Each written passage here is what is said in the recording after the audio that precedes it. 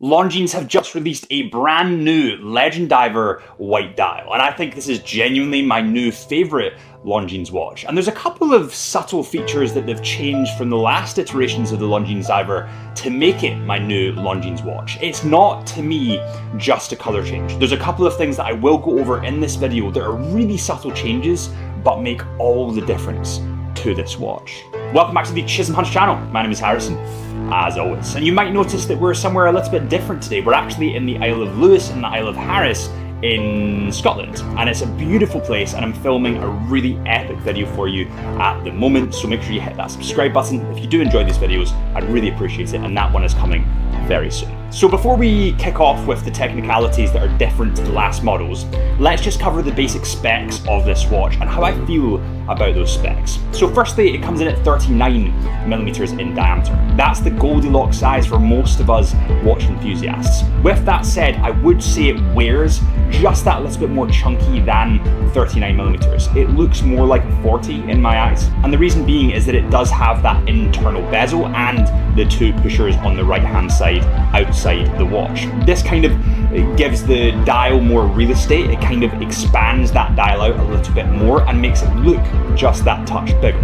Plus, when you mix that with the fact that white is quite a bold, punchy colour, or it's not a colour, I should say, but it's quite bold, it's quite bright, it does make it look just that little touch bigger. If you did want something that looked that little bit smaller, I would go with one of the darker dials, maybe the blue. This model comes in at 12.7mm in thickness, so it's beautifully thin, and you can really tell when it's on the wrist because it just looks incredible. It sits really, really close to that wrist. It also comes in at 47mm lug to lug. It comes in full stainless steel, and you can definitely tell that this model is more geared up to dressiness, if you want to say that, because of the amount of polished metal that's on the bracelet and also the case of this watch. It looks beautiful in the light, but it definitely feeds more into that dressy category. Now, one thing that I'm not as sure about, and I'd like to know your opinion on this, is the bracelet. The bracelet is this kind of combination of a rice grain bracelet with two outer links on the right and left hand side. So you have almost 5 links, but the 3 in the middle are kind of rice grainy.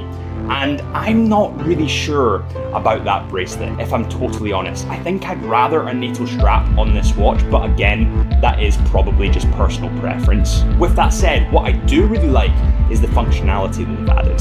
This bracelet actually comes with a double safety folding clasp and micro adjustments, and it has 4 adjustment ranges, so you can size it exactly to your wrist at any time, and I think adding that functionality to this watch is pretty incredible. The movement on this watch is a powerhouse of the movement, and it's actually a movement that we can see across other watches in Longines range, like the HydroConquest. This is the L888 movement, and it's actually hidden behind the closed case back.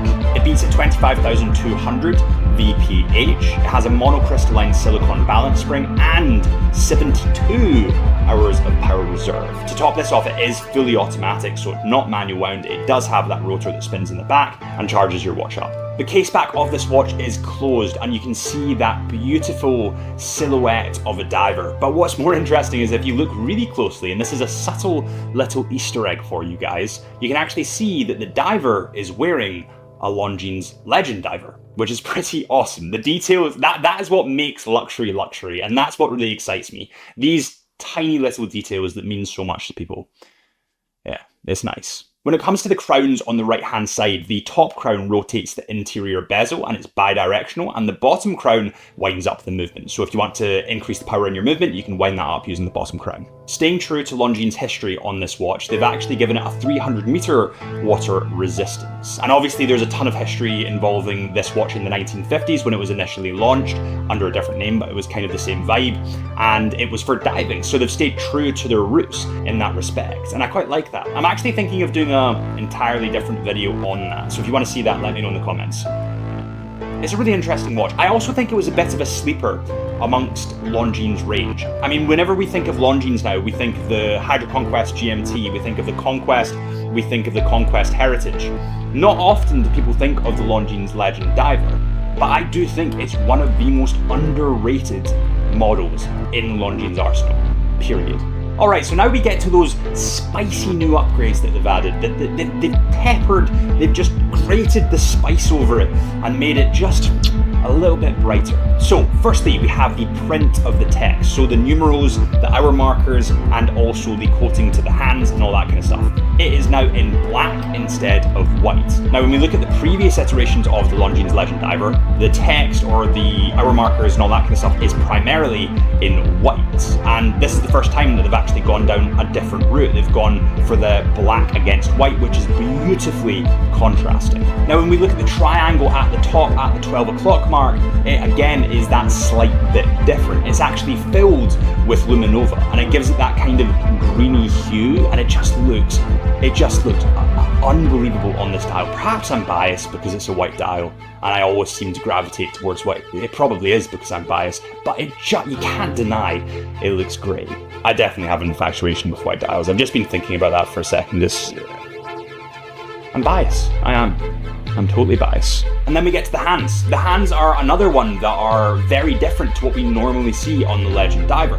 Normally, they're in silver. They reflect the light quite nicely, especially against a dark dial. But because Longines have identified that would be pretty hard to read, they've put them in black, in satin black, so that they contrast just perfectly with that dial and make it really easy to read.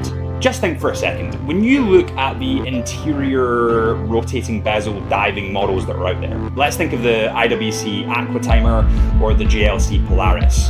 I think that this, at a fraction of the price, and we'll move on to the price in a second, is in competition with them.